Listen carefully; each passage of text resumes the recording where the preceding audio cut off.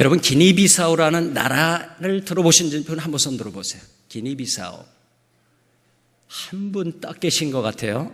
대단한 분이십니다. 우리 박수로 한번 쳐드리면 좋을 것 같아요.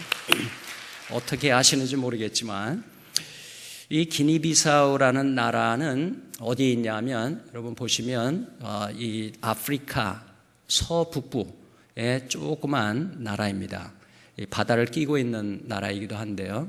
이게 잘 보이시는지 모르겠지만 이 아프리카 보면 이 서쪽에 대서양을 끼고 이렇게 불퉁 나왔다가 쏙 들어가고 있죠. 조금 들어간 그곳에 바로 기니비사우라고 하는 나라가 있습니다. 아주 조그만 면적의 땅을 가지고 있는데 그 앞에는 섬들로 둘러싸여 있습니다. 제가 미국에서 섬기던 교회에서 이 기니비사우 민족을 입양했기 때문에 적어도 멀긴 멀지만은 적어도 2년에서 3년에 한 번씩은 교회에서 우리가 단기 선교를 꼭 가야지 기도만 해가지고는 그렇게 될 수가 없다. 그래서 먼저 제 자신이 모범을 보이기 위해서 갔고, 또 그 다음에 팀을 보내고 그 다음에 또 다시 제가 가기도 했습니다. 좀 위험하기도 하고요. 그러긴 한데 한 3년 전에 마지막으로 갔을 때 큰 기대를 가지고 갔습니다. 왜냐하면 그때에는 그 나라의 가장 서쪽에 위치한, 대서양 쪽에 위치한 가장 먼 섬에 가기로 결정을 했고, 그 섬에는 약 1,500명이 살고 있는데, 주민이 한 세 마을에 흩어져서 한 1,500명 정도가 사는데, 지난 2000년 역사에, 기독교 역사에 한 번도 복음이 들어가 본 적이 없다고 선교사님을 통해서 전해 들었습니다. 그게 한 5, 6년 전부터 그런 얘기를 들었었기 때문에 정말 하나님이 허락하시면 거기를 꼭 가야 되겠다. 그리고 한 번도 복음이 전해지지 않은 그곳에 복음이 전해지기를 간절히 소망하는 마음으로 저와 함께 집사님 두 분이 그 발런티어 하셔갖고 그래서 떠났습니다. 그런데 그 선교 여행에서 가장 힘든 것이 무엇이었냐고 물어보면 배 여행이었습니다. 그 가까스로 하여튼 우여곡절이 굉장히 많았는데요. 그 오후 5시가 되어서 항구에서 떠나게 되었습니다. 그런데 한 8시 정도가 되고 밤이 깊어지고 불이 없는데, 아무것도 없는데 이제 달만 조금 있고 그런데 그 폭풍이 몰려와 갖고 굉장히 위험한 상황이 돼서 배가 뭐 그렇게 크지 않습니다. 제 생각에는 이 지금 무대에 한 3분의 2 정도 될까요? 거기에 우리 일행과 선교사님 4분, 그리고 아울러서 현지 제자들 한 20여 명이 타고 거기에 먹을 것, 물 뭐 다 싣고 필요한 걸 다 싣고 가는데 풍랑을 만난 것이에요. 그래서 그 선장이 이게 굉장히 위험하기 때문에 더 가다가는 위험할 것 같다고 어디 좀 닷을 내리고 좀 밤에 지새워야 되겠다고. 그래서 중간에 있는 조그만 섬을 발견해서 그 뒤에 바람막이로 삼고 그 섬에 다다를 수는 없고 그 근처에서 닷을 내려서 배에서 밤을 지내야 했습니다. 그래서 밤 9시부터 그 해가 조금 이렇게 떠서 좀 보일 수 있는 그런 때까지 한 5시, 5시 반까지 배에서 지내야 됐는데, 그 가기로 한 까라쉬라고 하는 그 섬에 도착하기까지 무려 몇 시간이 걸렸냐면 18시간이 걸렸습니다. 그런데 가장 두려움 중에 하나는 그 폭풍이 쳐갖고 계속 물이 치고 그러는데 이 배가 파손되면 어떻게 되나 하는 염려도 없지 않아 있었지만, 떠나기 얼마 전에 선교사님이 뭐라고 얘기하셨냐면 거기 그 전에 며칠 전에 폭풍이 불어갖고 그 돌아오던 배가 그만 가라앉는 바람에 탔던 사람들이 다 죽었노라고 그런 얘기를 또 들었었거든요. 그런 때에 배에서 지내야 되는데 앉을 곳이 없어요. 다 빽빽하게 차서. 그리고 이게 뭐 자리들이 다 있는 것도 아니고, 그래서 맨 뒤쪽에 그 배 이렇게 막는 거기에 조그만 널판지가 있는데 거기에 들어놓았어요. 간신히 들어놓아서 다리 하나는 바깥쪽 배 쪽에 내놓고 또한 왼쪽 발은 안쪽에 이렇게 붙들고 떨어지지 않도록, 그래서 손은 이 양쪽에 이 밑을 붙잡고 이 배가 이제 움직이는데 계속 이렇게 하고서는 이제 밤을 지새는 겁니다. 그러니까 뭐 제대로 잤겠어요. 그러고 있는데 선교사님이 갑자기 저를 보시더니 발 내놓으면 안 된다고, 거기 상어들이 있습니다 그러더라고요. 그래서 또 발을 안쪽으로 놓고 그렇게 해서 밤을 지샜습니다. 그런데 자다가 갑자기 쿵 소리가 나더라고요. 그래서 뭔가 하고 깼더니 그 가운데서 이렇게 그 널빤지 같은 거기서 주무시던 집사님이 배가 이렇게 하는 바람에 떨어진 거예요. 그래도 배 안에 떨어졌으니 망정이지 바깥에 있으면 어떨 뻔했어요. 예. 우리는 살다 보면 생각지 않았던 삶의 폭풍을 만날 때가 있습니까, 없습니까? 있죠. 누구나도 원치 않는 것입니다. 그런데 그럴 때가 있습니다. 2000년 전 예수님의 제자들 중에도 그러한 경험을 하게 된 때가 있었습니다. 오늘 본문이 바로 그것을 이야기하고 있는데요. 오늘 본문에 읽은 것을 보면 예수님을 따르던 제자들도 갈릴리 바다에서 폭풍을 만납니다. 그러자 그들은 두려움에 휩싸이기 시작해요. 이들 중에는 많은 그 제자들이 갈릴리 바다 근처에서 살던 어부들이었습니다. 그러니까 이 바다에 대해서 잘 알고 있는 거죠. 때때로 광풍이 불고 파도가 일고 이제 위험할 수가 있는 것을 그들은 알았습니다. 그런데 그러한 때가 바로 이날 하필이면 그날 일어난 것입니다. 그래서 이들은 자기 나름대로 하다 안 되니까 두려워서 죽게 된 상황에 이르자 주무시던 예수님을 깨우며 호소합니다. 선생님이여, 우리가 죽게 된 것을 돌보지 아니하십니까? Don't you care?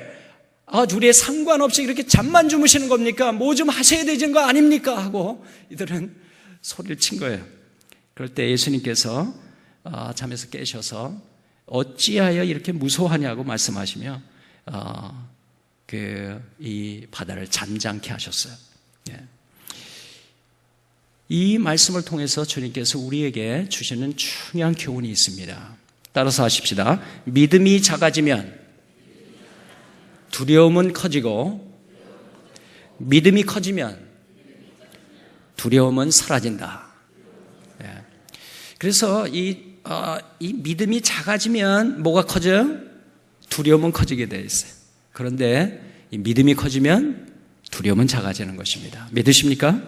예. 주님께서 이 말씀을 통해서, 이 사건을 통해서 중요한 이 믿음에 대한 문제를 다루고 계세요. 우리가 두려움을 느낄 때, 우리의 삶의 폭풍을 만날 때 주님은 이 문제를 다루십니다. 다른 게 아니라 믿음의 문제를 다루십니다. 그래서 이 삶의 폭풍을 만날 때는 믿음에 대해서 배울 수 있는 너무 좋은 기회인 줄 믿으시기 바랍니다. 예. 예수님의 제자들 같이 우리도 인생의 바다를 항해하다 보면 생각지 않았던 일들을 만나서 두려워질 때가 있습니다. 사업을 하다가 힘겨운 금전 문제에 봉착하게 될 수 있습니다. 갑자기 나빠진 건강 문제로 두려움이 엄습할 수 있습니다. 언제 쓰러질지 모르는, 깨질지 모르는 부부 관계에 봉착할 수가 있고, 잘 자라고 있었던 것 같은 자식이 갑자기 문제를 일으켜 당혹스럽게 만들 수도 있는 것입니다. 이러한 우리가 생각지 못했던 일들이 터질 때, 그때 우리를 당혹스럽게 만들지만 우리 믿는 성도들에게 소망을 주신 메시지가 오늘 본문에 기록되어 있습니다. 오늘 정말 잘 나오셨습니다. 옆에 분에게 수지 맞으셨습니다. 특별히 큰 기도 제목을 가지고 오신 분들은 큰 수지 맞으셨습니다. 오늘 말씀을 통해서 주님이 주시는 말씀을 통해서 힘을 얻는 시간이 되기를 축복합니다. 자, 그렇다면 주님께서 이 폭풍을 잠잠케 해주셨던 것 같이 우리 인생의 항해에서 두려움이 몰려올 때 담대함으로 믿음의 항해를 계속할 수 있도록 하기 위해서 주님이 기대하시는 것은 무엇일까요? 주님께서는 폭풍을 잠잠케 하시는데 그 기대에 준하는 우리의 반응은 어떤 것이어야 할까요? 우리는 폭풍을, 문제를 어떻게 다룰 수는 없습니다. 일어나는 것을 막을 수는 없을지 모르지만 어떻게 반응하느냐는 할 수가 있는 것입니다. 그렇죠? 자, 오늘 말씀을 통해서 주님께서 우리의 삶에 폭풍이 몰아쳐서 우리에게 두려움이 엄습해 올 때 주님께서 우리에게 어떻게 반응해야 되는지를, 신앙인들은 어떻게 반응하며 이것을 이겨나갈 수 있는지 가르쳐주고 있는 것이에요. 첫째는 뭐냐면 주님이 함께 하심을 확인하라는 것입니다. 두려움이 몰려올 때, 감당치 못한 일들이 있을 때, 내가 지금 닥친 문제로 인해서 오늘 밤 기도의 제목을 가지고 나왔는데, 이때 여러분이 구체적으로 기도하기 전에 생각해 봐야 될 것이 있다는 것입니다. 그게 뭐냐 하면 주님이 함께 하심을 확인해 보라는 것이에요. 여러분, 성경에 보면 삶의 한복판에서 폭풍을 만났던 성경 인물들이 나오는데 그 대표적인 인물 중에 한 사람이 누구냐면 요나입니다. 큰 폭풍을 만납니다. 왜 폭풍을 만났을까요? 네? 왜 폭풍을 만났습니까? 누구 문제 때문에? 안 읽어보셨나? 하나님 말씀에 뭐해서? 불순종해서 도망갈 때에 하나님께서 폭풍을 보내셨어요. 그러니까 우리의 삶의 마당에 폭풍이 몰려올 때 우리는 한번 주님 앞에서 성찰해야 될 필요가 있습니다. 지금 이 문제가 혹시 하나님 앞에 불순종한 것으로 온 것은 아닌가 생각해 봐야 될 필요가 있다 이 말입니다. 하나님께서 폭풍을 우리에게 그렇게 몰아오시는 것은, 불순종했을 때 그렇게 하시는 것은 하나님의 사랑의 채찍이지 결코 우리를 작살내기 위해서가 아닙니다. 마귀의 일은 파괴하는 것입니다. 빼앗는 것입니다. 죽이는 것입니다. 그러나 주님께서 우리를 향한 생각은 항상 선하십니다. 예레미야 29장 11절에 보면 내가 너희를 향한 나의 생각을 내가 안 하니 뭐가 아니다? 재앙이 아니다. 너가 보기에는 재앙같이 보일지 모르지만 내가 너를 향한 생각은 재앙이 아니다. 재앙 같은 그러한 것이 보일 수 있을지 모르지만 너를 위해서 이것을 보내는 것은 너에게 미래의 소망을 주려는 것이니라. 그래서 우리 믿는 자들에게는 때로 불순종에서 온 어려움이라 할지라도 그것은 하나님께서 우리에게 소망을 주기 위한 하나의 사랑의 채찍이지 결코 우리를 파괴하고 아주 멸망시키기 위해서 주시는 것이 아니라고 하는 사실을 믿을 필요가 있어요. 왜냐? 주님은 선하신 분이시기 때문에 선한 것이 아니고서는 하시지 않습니다. 우리가 보기에는 전혀 선한 것 같지 않지만 하나님의 의도는 항상 선하십니다. 그래서 우리가 이런 어려움이 올 때, 이런 소풍이 왔다면 성찰해 볼 때 이것은 분명히 불순종에서부터 온 것인 것이 확인이 되면, 그러면 뭐 해야 될까요? 회개해야 하는 것입니다. 그것이 회복의 시작이에요. 그것이. 자, 그런데 모든 그런 삶의 어려움이 꼭 불순종 때문에 오는 것은 아닙니다. 우리 믿는 자는 하나님 앞에 너무 잘 믿어서 순종하다가 폭풍을 만날 수가 있어요. 바울은 주님의 부르심 가운데 은혜가 너무 감사하고, 그리고 주님의 부르심 가운데 선교사로 부름을 받아서 그래서 아시아와 유럽에 복음을 전하기 위해서 다닐 때에 큰 폭풍을 여러 번 만났습니다. 그래서 그의 고백에 의하면, 신앙 간증에 의하면 바다에서 며칠씩이나 나무를 붙들고 떠다니면서 그렇게 지난 적이 있었다. 그는 고백합니다.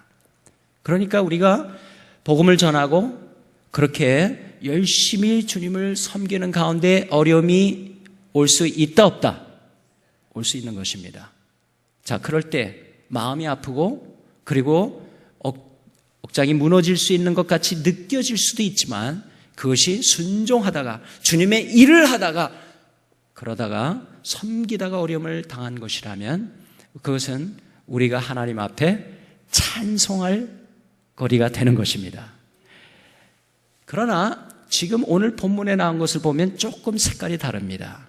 이것은 뭐냐면 이들이 주님을 따라 가다가 만난 것입니다. 자, 갑자기 큰 폭풍이 불어와서 이들이 이제 어려움을 당하게 됐는데 이때 아마 이제 막 파도가 치고 물이 넘쳐 들어오자 아마 베드로가 소리쳤겠죠. 2명만 노젓고 나머지는 다 물 퍼내기. 소리쳤을지 몰라요. 그래서 2사람이 노를 젓고 나머지 제자들은 물 퍼내는데 문제는 뭐냐 하면 물 퍼내는 것보다 들어오는 물이 더 많은 겁니다. 왜냐하면 배가 점점점 가라앉고 있었기 때문에. 그래서 이들은 하다 그러다가 주님을 보니까 고온이 잠자고 계세요. 그래서 이들은 외친 것이에요. 호소한 것입니다. 주님, 뭐하고 계십니까? 지금 우리는 죽을 지경이 됐는데 우리를 돌보고 계시지 않습니까? 주님은 돌보고 계셨습니다. 자기들만 죽으면 주님도 거기 계신데. 예. 근데 그것을 잊고 있었어요. 지금 이들은 자신들이 할 수 있는 것은 다 했다고 생각했을지 모릅니다. 맨 마지막에 예수님을 깨웠어요. 그런데 정말 주님이 원하셨던 것이 있다면 이것이었을지 모릅니다. 왜 진작 깨우지 않았나? 큰 폭풍과 파도와 싸우느라 미처 예수님이 그들과 함께 계시다는 것을 그들은 잊은 것입니다. 그럼 폭풍을 만날 때 주님이 어디 계신지 살펴보십시오. 주님은 어제나 오늘이나 내일 한결같이 동일한 분이십니다. 그분의 이름은 임마누엘이십니다. 그분은 우리와 함께 하신 분이십니다. 그렇게 하기 위해서 그분은 하늘 보좌를 내려놓고 이 땅에 우리와 함께 거하기 위하여 오신 것입니다. 그래서 요한복음에 보면 거기 아주 재밌는 표현을 했어요. 말씀이 육신이 되어 우리 가운데 거하심에, 그 거했다고 하는 이 단어가 tabernacled라는 단어인데요. 그게 뭐냐 하면 함께 텐트를 쳐서 함께 거하기 위해서 이 땅에 오셨다는 것입니다. 그 주님이 여러분과 제가 믿는 주님 맞습니까? 그렇다면 폭풍을 만날 때 주님은 도망가시지 않으십니다. 함께 그 자리에 계십니다. 지금 이 자리에 내가 당면하고 있는 이 문제의 폭풍 속에 함께 계십니다. 저는 머리가 안 좋아서인지 모르겠지만 미국에서 신학 공부만, 예수님을 미국에서 믿었고요. 미국에서 신학 공부하느라 8년 반을 보냈어요. 오랜 신학생 시절 힘들 때가 왜 없었겠어요? 17세 미국에 가서 어정쩡한 나이에 영어로 공부하는 건 정말 힘들었습니다. 눈물 많이 쏟았습니다. 두려울 때 많았습니다. 홀로 아르바이트도 하면서 신학 공부를 하니 힘들고 외롭기도 하고 또 앞날에 제가 어떻게 쓰임을 받을지 전혀 계획이 없었고 아는 바도 없었습니다. 그럴 때 주님 앞에 나가면 주님이 새로운 힘을 주셨어요. 근데 그때마다 새로운 힘을 주셨던 주님께서 제 마음에 그 찬송을 자꾸 떠올리게 해주셨어요. 신학교 있을 때. 그 찬송이 뭐였었냐면 눈을 주님께 돌려라고 하는 곡이었습니다. 여러분 기억하세요? 이런 곡? 아십니까? 이런 곡이었어요. 한번 가사 좀 띄워주시겠어요? 보시면 내 마음에 근심 있느냐 어둠 길로 행하느냐 우리 주 예수 바라봄으로 밝은 빛 찾아오리 눈을 주님께 돌려 그 놀라운 얼굴 보라 주님 은혜 영광의 빛 앞에 세상 근심은 사라지네. 이 곡을 부를 때마다 얼마나 위로를 받고 또 얼마나 새로운 힘을 받는지 몰랐어요. 히브리서 저자는 우리가 온갖 고난의 두려움을 능히 이겨내라고 응원의 말씀을 주십니다. 믿음의 주요 또 온전케 하시는 이인 누구를 바라보자? 예수를 바라보자. 예수를 바라보자. 고난의 폭풍우가 우리를 엄습하고 두려움에 휩싸일 때 주님 우리를 초청하십니다. 내가 있잖아. 내가 여기 있잖아. 나 좀 바라봐. 그런 폭풍이 올 때 상황을 자꾸 바라보면 두려움은 더 커집니다. 그런데 예수님을 바라보면, 그분을 바라보면 그분이 우리의 마음의 풍랑을 잠잠케 하십니다. 우리의 두려움을 잠잠케 하십니다. 그분으로 충만해지면 두려움은 사라지는 것입니다. 두려움이 아니라 담대함으로 믿음의 항해를 계속하기 위하여 그러한 폭풍일 때 주님의 임재를 확인해야 할 뿐만이 아니라 둘째로 주님의 크신 능력을 묵상하십시오. 주님의 크신 능력을 묵상하십시오. 속수무책인 큰 폭풍 앞에서 제자들은 예수님을 향해 소리쳤지요. 예수님, 우리가 죽게 된 것을 돌보지 아니하십니까? 여러분, 때로는 주님께서 우리가 부르짖을 때 하나님께서 침묵하시는 것 같이 느낄 때가 있습니다. 그러나 주님은 어디 가신 분이 아니에요. 그런 침묵하실 때조차 주님은 일하고 계십니다. 드디어 그들이 예수님께 도움을 구하자 모든 건 달라졌어요. 예수님께서 깨어서 바람을 꾸짖으십니다. 바다들어 선포하십니다. 잠잠하라, 고요하라. 그 말씀 한마디 앞에 바람이 멎고 파도가 그 자리에 잠잠해진 것입니다. 여러분, 파도는 잠잠해질 때 막 흔들리다가 바람이 잦아지면 천천히 이렇게 잦아질지 몰라요. 그런데 말씀 한마디 앞에 예수님이 선포하자 파도가 치던 것이 뚝 떨어져서 잠잠하게 된 것입니다. 지금 그걸 얘기를 하고 있는 것이에요. 예수님은 당신의 제자들의 믿음을 키워주시기 위해서 지금까지 주님께서는 말씀으로 훈련을 하셨어요. 병자들 고치는 것을 포기하셨습니다. 그래서 이들의 마음속에는 예수님이 어떠한 존재였냐면 마가복음 1장, 2장, 3장 요 전까지 쭉 읽어보시면 예수님은 선생님이셨어요. 그래서 여기 보면 선생이여, 지금 얘기하고 있잖아요. 선생님이여 우리를 돌보시지 않으십니까? 선생으로 알고 있으세요. 병자를 고치시는 치료자, 특별한 그 권능이 있는 분인 줄 알았어요. 그러나 바람과 바다도 다스리는 분이시라고 하는 것은 한 번도 생각해 본 적이 없습니다. 주님께서는 이들을 위해서 믿음을 지금 키워주시고 계시는 것입니다. 지금 일어난 사건이 예수님이 주무시는 동안 우연히 일어난 사건이 아니라는 것입니다. 어떻게 할까요? 나중에 뭐라고 그러세요? 어째 믿음이 없느냐? 아직도 믿음이 없느냐? 내가 어떤 존재인지 네가 알지 못하느냐? 그리고 따라다니고 있느냐? 지금 주님이 물어보시고 있는 것입니다. 지금 이 폭풍의 문제는 폭풍이 문제가 아니에요. 지금 무엇을 하시고 계시냐? 이들의 믿음을 테스트하고 있는 것입니다.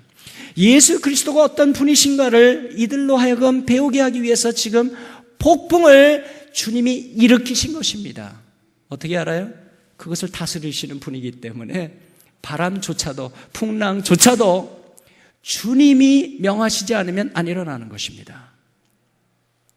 주님은 지금 제자들의 믿음을 지금 훈련하고 계시는 것입니다. 그래서 이들의 믿음을 어떻게 키우면 좋을까 생각한 나머지 주님이 선택하신 제자 훈련에 가장 적합한 장소로 선택하신 곳이 어디다? 지금 다 성경 읽었잖아요. 어디예요? 갈릴리 바다입니다. 갈릴리 바다를 제자 훈련에 가장 적합한 장소로 예수님이 선택하신 이유가 뭘까? 제가 생각해보니까 두 가지 이유인 것 같아요. 하나는 예수님의 제자들이 다른 것은 몰라도 이 바다는 나같이 아는 놈이 있으면 나와봐 할 정도로 거기서 잔뼈가 굵은 사람들이 갈릴리 바다에 관해서는 자신들이 가장 자신 있다고 말할 수 있을지 몰라요. 그러나 그 바다조차도 다스릴 수 없는 이들 앞에 그것을 다스리는 분이 누군가를 지금 가르쳐주고 계시는 것입니다. 때로는 우리가 자신 있다고 생각하는 그 영역을 통해서 주님께서는 그것을 허무시고 그리고 주님이 어떠한 분이신가를 가르쳐 주십니다. 그래서 이것만큼은 자신 있다고 생각할 때 조심하십시오. 그것을 통해서 주님은 엄청난 어려움을 통해서 여러분을 훈련하실지 몰라요. 두 번째, 제자 훈련을 선택하실 때 이 갈릴리 바다를 선택하신 이유가 뭘까? 이유는 간단합니다. 도망갈 데가 없습니다. 여러분, 복음서를 계속 읽어보시면 예수님께서 제자들로 하여금 믿음을 키우는데 얼마나 이 갈릴리 바다를 사용하셨는지 몰라요. 맨 처음에는 깊은 바다로 가서 너 어젯밤에 뭐 한 마리도 못 잡았다며 그물을 깊은 곳에 가서 한번 던져봐라. 그랬을 때 밤새 한 마리도 못 잡았던 베드로가 이걸 잡아 끌어올렸는데 안 돼요. 그래서 동물을 불러갖고 끌어올리자 두 배가 가라앉을 정도로 많이 잡습니다. 그 사건을 통해서 자신이 죄인인 것, 이분이 단순한 인간이 아니시구나. 단순한 선생님이 아니시구나. 자기의 죄를 고백하게 한 것입니다. 이게 바다 사건이죠. 믿음의 입문입니다. 두 번째, 이제 이들의 믿음을 키우기 위해서 예수님이 어떤 분인가는 가르쳐 주시기 위해서 주님께서는 이 바다를 선택해서 폭풍을 일게 하시고 바람과 바다도 다스릴 수 있는 천지를 다스리시고 바다까지도 다스리는 섭리의 주, 능력의 주님이신 것을 이들이 목격할 수 있게 하신 것입니다. 그런데 다음에 보시면 그 다음엔 어떻게 하신지 아세요? 주님께서 제 아들 보고 너희들 먼저 건너가. 그리고 주님께서 산에 올라가셔서 기도하십니다. 그리고선 내다보십니다. 폭풍을 만나서 가지를 못하고 거기에서 맴도는 그 모습을 보시고 주님께서 걸어가십니다. 그리고 그들이 두려워할 때 나니 안심하라. 그럴 때 베드로가 어떻게 해요? 주시여거든 나로 명하여 오게 하시옵소서. 그래서 베드로는 무리를 걷습니다. 여러분, 그가 나중에 빠져들어간다고 뭐라고 그러기도 하지만 무리를 걸었던 제자는, 그리고 유일하게 무리를 걸었던 사람은 세상에 한 사람밖에 없습니다. 베드로입니다. 무리를 걷게 하는 믿음을 주님은 이 갈릴리 바다에서 테스트하세요. 하나님께서는, 주님께서는 때로는 우리가 사면이 바다인 것 같은 꼼짝달싹할 수 없는 그러한 곳으로 인도하셔서 우리를 테스트하십니다. 그런데 이 테스트는 다른 게 아니에요. 그것은 다름이 아니라 진정 내가 귀로 들었던 예수님, 주일날 성경의 말씀 배우고 선포하는 말씀을 들었던 예수님, 내가 기도하면서 믿는다고 했던 예수님이 정말 어떤 분인가를 체험케 하기 위해서 주님은 훈련하십니다. 교회에서는 머리, 지식, 믿음을 키웁니다. 그러나 체험신앙은 삶의 한 복판에서 이루어지는 것입니다. 특별히 언제 이루어지나? 우리의 사면이 바다 같은 꼼짝달싹할 수 없는 그런 상황 속에서 주님께서는 주님이 진정 어떠한 분인가를 만나게 하십니다. 그래서 이러한 믿음의 과정 속에서 주님을 만나는 체험신앙을 갖게 하기 위해서 주님께서는 때로는 폭풍우를 가져오는 것입니다. 그래서 옆에 분에게 큰 기도 제목 있습니까? 물어보시고 안심하십시오. 말씀해 주시겠어요? 안심하십시오. 네. 자, 타고 있던 배가 파손되어 죽게 될지 모른다는 두려움. 그러나 그들은 안심해요. 섭리의 주님이 다스리고 있기 때문에 그런 것입니다. 지난 가을에 제가 있는 선교단체에 하와이 열방대학에 79명의 학생이 왔어요. 18세에서부터 72세 된 어르신까지 싱글, 커플, 또 가족이 이렇게 왔습니다. 그 중에 북한 탈북했던 자매가 하나가 있는데 우여곡절 끝에 거기를 알게 돼서 훈련받으러 왔어요.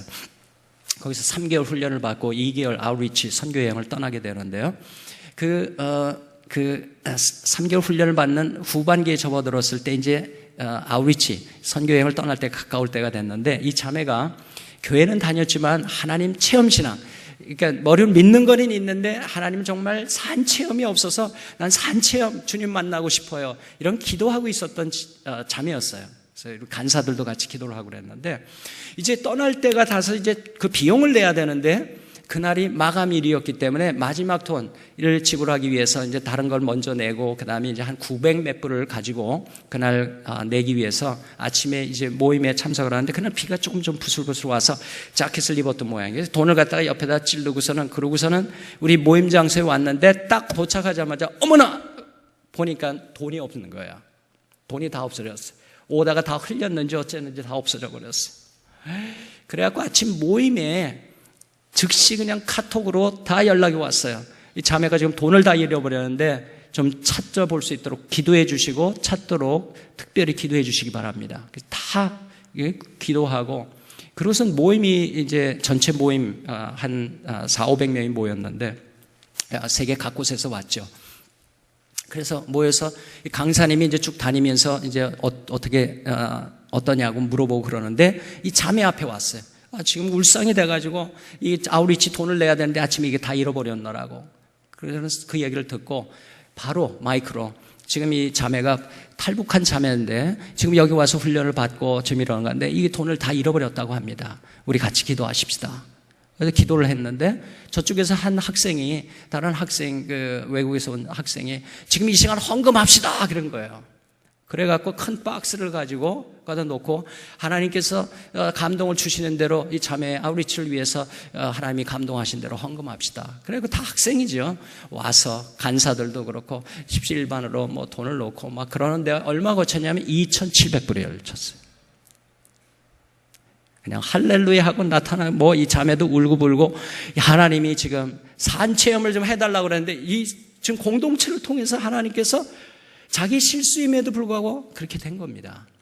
그런데 그 사건이 아침 내내 그냥 이 모든 학생들과 간사들에게 막 지금 신바람이 나서 막 얘기를 하고 있는데 오후가 됐을 때 미국 간사 한 사람이 왔어요. 찾아왔어요. 스쿨 리더를 만나러. 그래서 무슨 일이냐고 그랬더니 자기가 사실은 아침에 길을 걷다가 돈을 주었다는 거예요. 400불을 주웠다는 거예요.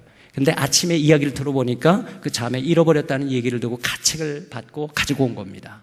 그런데 자매는 아침에 그걸 몰랐을 때는 하나님한테 할렐루야 하고 감사 기도를 드렸다는 거예요. 뭔가 했더니 거기에 있는 열방대학에 와서 섬기는 모든 간사들은 자비량 선교사입니다.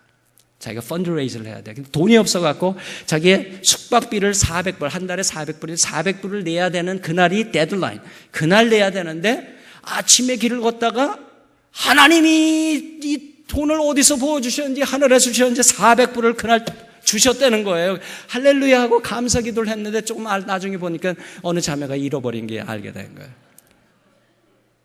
그게 마음에 가책이 돼서 가져온 겁니다. 그런데 그 이야기를 하면서 혹시 그 한국 자매가 괜찮다고 그러면 자기가 잃어버린 것보다 3배나 더 하나님은 축복해서 받았는데 혹시 괜찮다 그러면 내가 지금 오늘 내야 되는 숙박비를 내야 되는데 낼 수 있도록 해준다면 난 너무 감사하겠다. 그랬더니 이 자매가 어떻게 했을까요? 물론이죠. 그렇게 하라고. 그래서 이게 또 하나의 사건이 되어버렸어요. 여러분 우리의 실수에도 불구하고 그냥 주님 만나고 싶어요 하는 그런 마음으로 비록 실수를 했지만 그 일을 통해서 그 자매가 정말 원하던 것 돈 이상으로 주님께서 가르쳐주시고 너 나 만나고 싶다고 그랬지. 나 산 체험하고 싶다고 그랬지. 이 사건을 통해서 네가 나를 만날 거야. 주님은 만나주셨어요. 하나님은 한 사람을 건드리시면서 많은 사람을 건드십니다.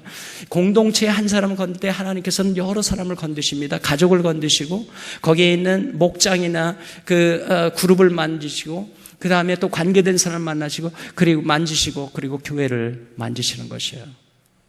어려움을 당할 때 공동체가 함께 기도할 때 하나님은 더 큰 역사를 하세요. 누가 어려운 얘기를 할 때 쉽게 판단하지 마십시오. 쉽게 정죄하지 마십시오. 쉽게 답을 주려고 하지 마십시오. 자매님 그래요. 형제님 그래요. 어쩌냐. 정말 어렵겠네. 나 같이 옆에서 기도할게요. 옆에서 같이 우리 버팀목이 되어 줄게요. 우리 같이 이어나갈 거예요. 이것이 공동체인 것입니다. 저는 홍성교회 공동체가 그러한 공동체가 되기를 축복합니다. 그래서 언제든지 어려운 일이 만날 때 이것이 수치거리가 아니라 언제든지 나에게는 같이 기도해 줄 수 있는 동지가 있다고 그래서 마음 놓고 얘기할 수 있는 마음 놓고 기도 제목을 나눌 수 있는 그러한 공동체가 되기를 축복합니다. 이러한 어려움들을 통해서 삶의 폭풍 속에서 비록 두려움이 올 수가 있지만 주님께서는 우리에게 나는 네가 나를 산체험하는 사람이 되면 좋겠다 말씀하십니다. 믿음이 작아지면 두려움은 커집니다. 그러나 주님에 대한 믿음의 사이즈가 커지면 그러면 두려움은 사라지는 것입니다. 그래서 문제는 항상 이러한 어려움이 올 때 이것의 문제는 우리가 처한 상황의 사이즈가 아니라 주님에 대한 믿음의 사이즈가 문제인 것입니다. 산같이 커 보이던 문제도 주님 앞에서는 작은 개미집같이 보이게 될 것입니다. 두려움의 폭풍이 잠잠케 되기를 원하십니까? 주님의 임재를 확인하십시오.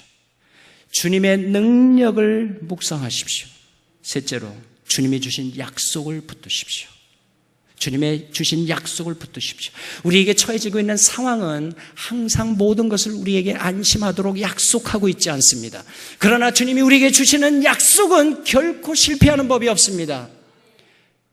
하나님 안에서 하나님께서 우리에게 주신 약속은 그리스도 안에서 얼마든지 그것이 수백 개, 수만 개, 수천 개가 될지라도 수백만 개가 될지라도 항상 뭐가 된다? 예가 된다. 예가 되므로 우리는 하나님께 아멘으로 영광을 돌리게 된다고 말씀합니다. 예수님의 제자들이 폭풍을 만나자 이제 죽을 것이라며 공포에 휩싸였습니다. 그러나 그들이 잊은 것이 있습니다. 붙들어야 될 주님의 약속을 잊었기 때문에 두려움에 휩싸였던 것입니다. 갈릴리 바다를 건너가자고 한 것은 누구의 아이디어였습니까? 자, 본문 35절을 보십시오. 본문 35절 같이 읽습니다. 시작. 그날 저물 때에 제자들에게 이르시되 우리가 저편으로 건너가자 하시니, 이 말을 하신 건 누구예요? 예수님입니다. 건너가자고 하신 분은 예수님입니다. 그 가운데 폭풍을 만난 것입니다. 그러면 우리는 믿는 성도들이 이런 생각이 들 수가 있어요. 주님 말씀에 내가 순종을 했는데 왜 이런 문제가 일어나나? 왜 이렇게 큰 어려움이 일어나나? 혼란스러울 수 있습니다. 그러나 주님께서 말씀하신 거라면 이루어지는 것입니다. 자, 5장 1절을 보시겠습니다. 같이 읽습니다. 시작. 예수께서 바다 건너편 거라사인의 지방에 이르러. 자, 35절의 약속의 말씀이 이루어졌습니까? 안 이루어졌습니까? 이루어졌습니다. 어디에 있어요? 5장 1절에.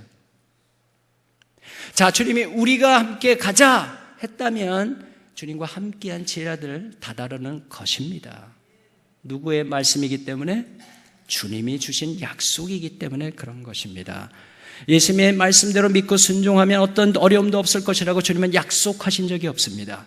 그러나 도리어 주님께서 이런 말씀하시죠. 세상에서는 너희가 환난을 당하나 담대하라고. 어떻게 우리가 환난 당할 때 담대할 수가 있단 말입니까? 그 담대할 수 있는 이유는 한 가지입니다. 임마누엘의 주님, 능력의 주님이 함께 하시고 그분이 약속은 결코 실패하는 법이 없기 때문에 그런 것입니다. 갈릴리 바다를 건너가자고 하신 예수님의 말씀대로 가다가 폭풍을 만났지만 제자들이 탄 배는 결국 건너편에 도달하는 것입니다. 제가 좋아하는 영어로 된 약속의 말씀이 하나 있는데요. 제가 이 말씀을 제 성경책에 적어놓고 어려움이 있을 때 다시 보고 그럽니다. 영어로 이렇게 써 있어요. When God brings it to you, 그것이 무엇이 되었든지 간에 하나님이 그것을 당신에게 가져오게 하신 분이라면 He will also bring you through it. 그분이 또한 우리로 하여금 그것을 뚫고 갈 수 있도록 해주실 것이다. 저는 이 말씀이 얼마나 좋은지 몰라요. When God brings it to you, He will also bring you through it. 통과할 수 있도록 그분은 그렇게 하실 것이다.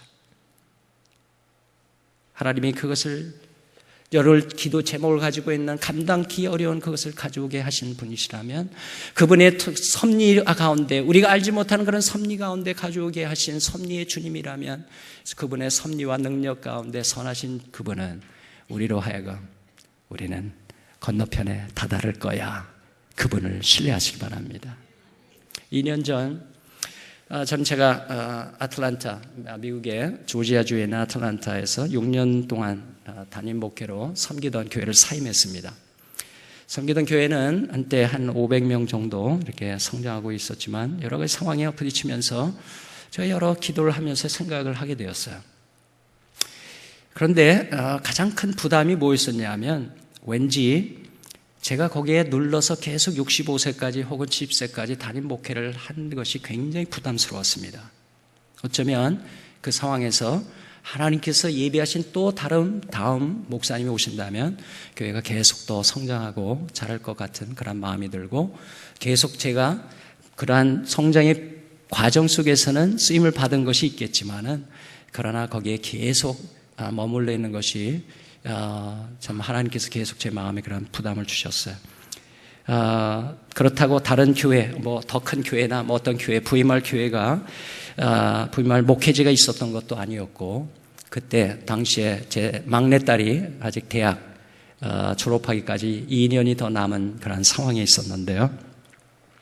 그럼에도 불구하고 단호하게 제가 사임했습니다. 그 중직자 되시는 분들에게, 리더분들에게 상의하지 말고 나는 결정을 했으니까 받아주시기 바랍니다. 그래서 그렇게 결정을 하고 떠났습니다. 제가 2년 동안 있으면서 작년에 제가 열방대학 그 선교단체로 들어갔지만 한 1년 동안 좀 쉬기도 했지만은 뭘 하면 좋을까 생각을 하다가 색다른 거, 한 번도 해보지 않은 것을 제가 해봐야 되겠다 생각을 해서 뭘 했냐면 창고에서 노동일을 했습니다. 옷 정리하는 그러한 일을 하고요. 한 2달 그렇게 한 것 같아요. 그 다음에는 그걸 그만두고 뭘 했냐면 우버 드라이빙이라고 하는 택시 운전을 했습니다. 별별 사람을 다 만났습니다.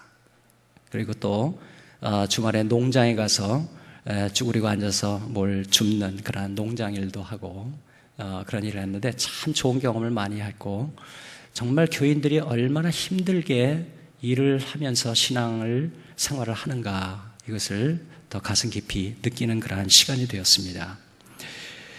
지금은 코나 열방대학에서 무명의 자비랑 선교사로 섬기고 있지만 지금 시간을 가지면서 회개의 시간도 많이 갖고, 또 제 아내에게 미안한 것, 회개해야 될 것도 회개하고, 우리의 아이들에게 그동안 제가 상처를 주었던 것도 회개하고, 그리고 그런 시간, 회복의 시간을 갖고 있습니다. 앞으로 주님께서 또 어떻게 목회 사역의 기회를 주실지 저는 모릅니다. 그런데 간혹가다 제가 주님께 여쭤봐요. 하나님, 저를 어떻게 생각하세요? 지금 목회도 안 하고 아무것도 안 하는 것 같은데 어떻게 생각하세요? 그러면 주님께서 조용한 마지막 음성으로 주님께서 이렇게 말씀하세요. 난 네가 뭘 많이 성취하는 것, 그거로 인해서 만족하지 않다. 나는 네가 나로 인해서 만족한다면 나는 그것이 너무 좋다. 그런 말씀을 하세요. 그러시면서 주님이 계속 말씀하시는 거, 주님 저를 어떻게 생각하세요? 그러면 난 네가 좋아. 너는 내 사랑하는 아들이고 나는 너로 인해서 기뻐한단다. 계속 이 말씀을 주세요. 사랑하는 성도 여러분, 교회 열심히 있는 거, 섬기는 거 중요한 것입니다. 그러나 그것 때문에 주님이 더 사랑하시는 거 아닙니다. 우리가 덜 못했다고 주님이 덜 사랑하시는 거 아닙니다. 저는 놀라운 사실을 발견합니다. 뭐냐? 하나님 아버지께서 당신의 아들 예수 그리스도를 보실 때 그 아들을 보시면서 미소 지시고 사랑의 고백을 하시듯이 더도 아니고 덜도 아니게 예수 그리스도 당신의 아들을 바라보시는 것처럼 하나님의 자녀된 우리를 향해서 그런 사랑의 고백을 하시는 분이십니다. 난 네가 좋아. 네가 뭘 안 이뤄도 괜찮아. 나로 인해서 만족한다면 나는 그것이 더 좋아. 나와 함께 시간 같지 않겠니? 나와 함께 가지 않겠니? 주님 말씀하세요. 사랑하는 성도 여러분, 인생의 바다에서 우리는 두려움의 폭풍을 만날 수 있습니다. 그러나 주님은 우리와 운명을 함께 하시기로 결정을 하셨습니다. 같은 배에 타고 있습니다. 그분을 모시고 가면 우리의 영혼은 결코 밑바닥으로 멸망하지 않습니다.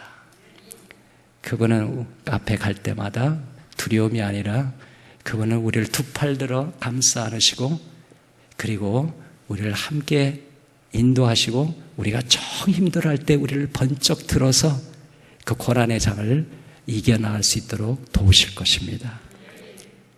그분과 함께하는 항해하는 배, 그것은 결코 가라앉지 않습니다. 주님은 약속하십니다. 내가 결코 너희를 버리지 아니하고 너희를 떠나지 아니하리라. 그 약속을 믿는다면 우리도 담대히 선포할 수 있지 않겠습니까? 주는 나를 돕는 자시니 내가 무서워하지 아니하겠노라. 그것이 바로 여러분과 저를 향해서, 두려움에 떠는 우리를 향해서 내가 있잖아. 너무 두려워하지 마. 내가 있잖아. 안심해. 그 주님을 신뢰하시기 바랍니다. 기도하십시다. 하나님 아버지, 너무 감사해요. 제가 무엇이가 안 돼. 하나님의 눈길의 대상이 됐는지, 사랑의 대상이 됐는지, 한순간도 당신의 눈은 우리로부터 뗀 적이 없습니다.